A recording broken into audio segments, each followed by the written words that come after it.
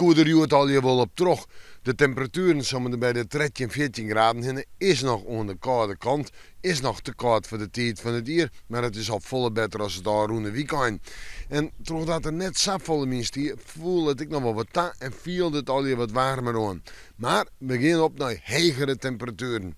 Joen en vannacht begint het met bewolking, en dan nemen de bewolking en letter rein. En dan kan het stevig regenen. De temperaturen zouden bij de 8 of de 9 graden heen.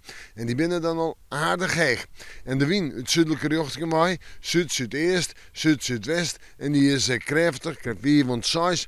Kan in het kust- en watergebied letten wel eens hut worden, krijgt zij zo'n dus een waarschuwing van de watersport. En dan zetten we terug naar morgen. Ja, een dag met bewolking, een dag met eerst rein of licht rein, maar let er op het dag in de rim van de middag. In de joentijd kan de zinnen ik nog wel even te vast komen. De temperaturen morgen dag, ik denk zo met bij de 14, 15 graden in de kustgebieden, 16, 17 graden op de oren plakken en dan hebben we het over. Ja, gewone temperaturen voor de tijd van het jaar. De wind die komt uit het zuiden en het zuidwesten, maar eerst nog vrij krachtig, maar let op het dag neemt hij jou. En dan terug naar de orendagen van deze week. Waasje, ja, lijkt het een droege dag te worden. Kind krijgt misschien, maar een beetje zinnen.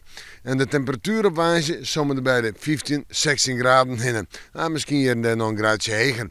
Op Tongensje is een zonnetje 18 graden en dan ruimt het betiden. Letter krijgt het waar een buiig karakter. En Vreedwest aan 16 graden, droeg waar, de zinnen erbij. En dan is het ik nog noffelijk. We moeten morgen maar weer even in het waarsje.